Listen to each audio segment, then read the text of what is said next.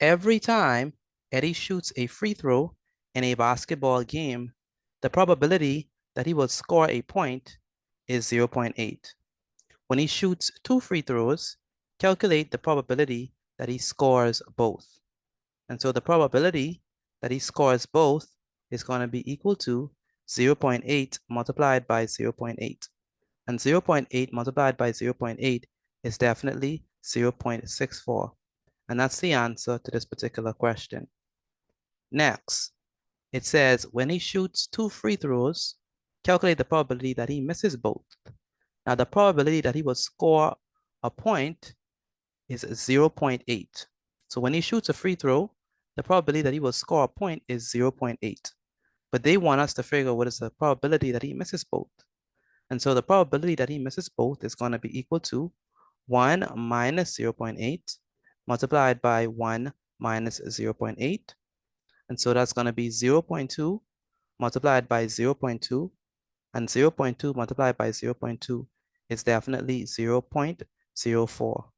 So the probability that he misses both is going to be equal to 0.04. And that's the answer to this particular question. Okay, now let's move on to the next part of this question.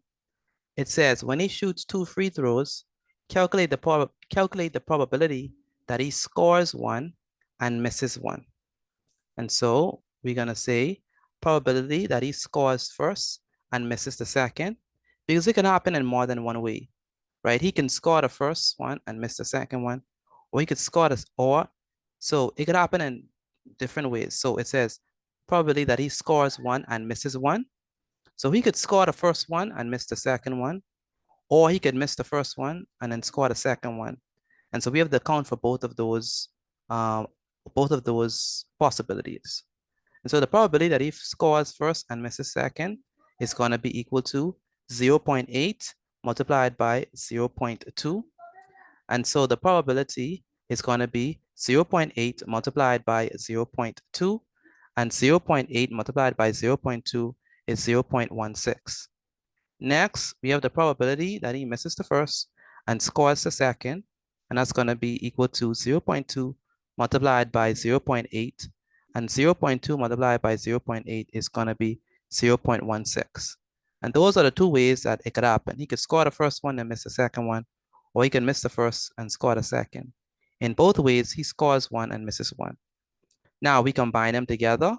So scores 1 and misses 1, the probability of that is going to be 0.16 plus 0.16. And when we add them together, 0.16 plus 0.16, we get 0.32.